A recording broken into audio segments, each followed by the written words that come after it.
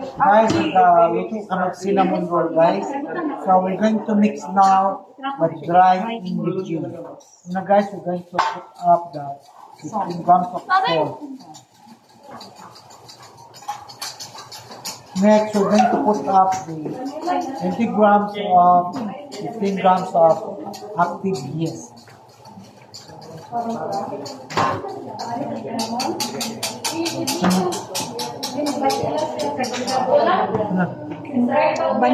White sugar. Kaning white sugar, this is 180 grams of white sugar.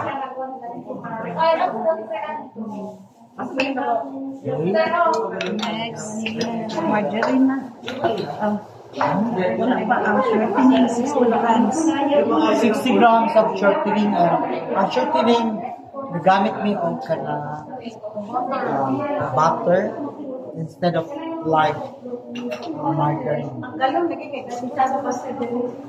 60 grams.